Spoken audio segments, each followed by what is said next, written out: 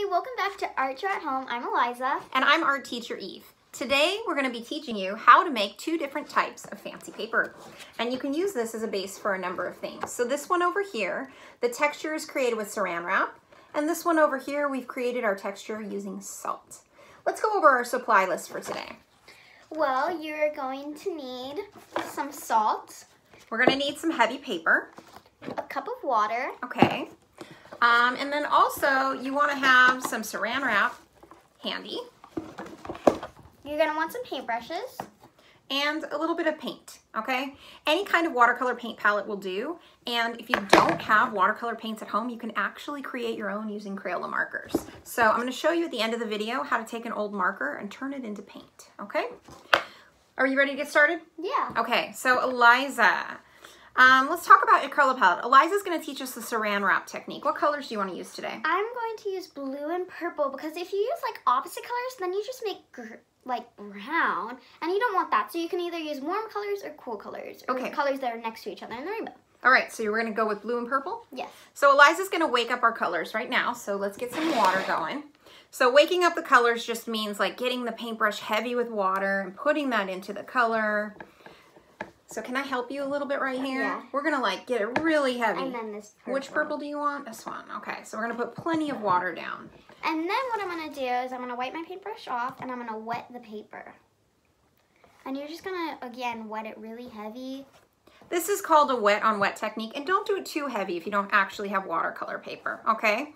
The idea of wetting the paper means that the colors are gonna merge together a little bit more easily, and it's just gonna create a really pretty picture when you're all done. Okay, almost there. So right now what we have is just a damp piece of paper, okay? Eliza, can you start adding color? Yeah. Can I help you a little bit? Sure. Okay, so here, you use this brush, it's a little bit bigger. So we're only using blues and purples, right? Yeah. All right, so we're gonna put some blues and purples in there. Drop an assortment in. Again, by having the paper wet, it actually allows the colors to move around a little bit. I'm gonna show you something cool. You can actually take this wet paper and you can drip and you can slide in all different directions. Look at that, our whole page is almost covered, okay? So now you wanna make sure that before you add that saran wrap, your paper is nice and wet. And this paper looks nice and wet, right? So I'm gonna hold it up. And Eliza, can you add the saran wrap? Yes. So we're gonna crunch it a little bit, right? Yeah. Saran wrap tends to get all stuck together, plastic wrap.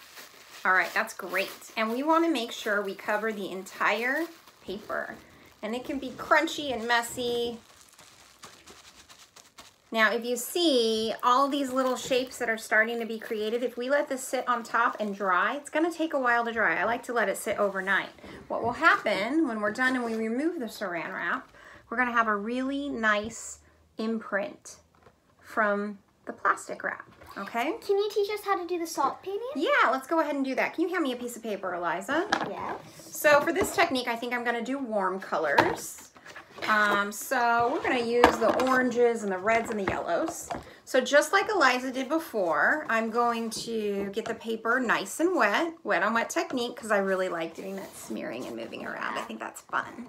So I've got a wet piece of paper here, and I'm gonna go ahead and wake up my oranges and my yellows, and I'm gonna just start dripping down an assortment. It's always hard to keep that yellow paint nice and clean. Yeah. So I always make sure that whenever I'm gonna use the yellow, I clean my paintbrush quite a bit. Okay, so I'm doing a little bit of drip in here, side to side. Do you think that might look good if I add a little red? Yeah. I'm gonna add a little bit of red in there. I think right here. Over here where we got some empties. And let's show everybody what it looks like and do a little bit more dripping. So here I've just added some red in there. Again, I'm dripping to fill the page or most of it.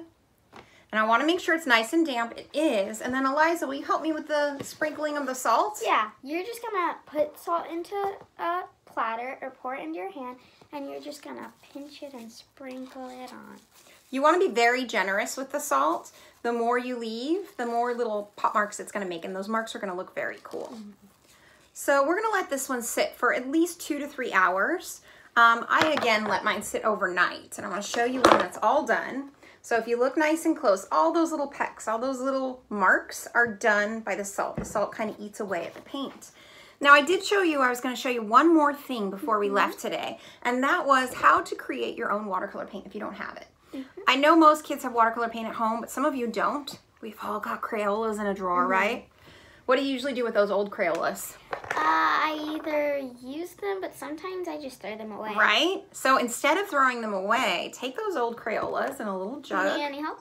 Can you drop this in for me? Just like. Yep, let it sit. Just drop it.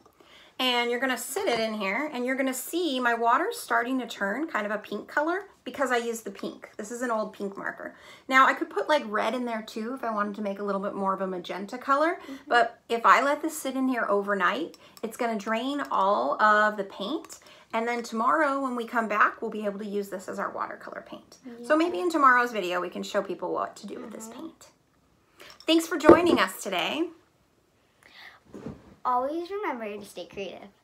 Bye.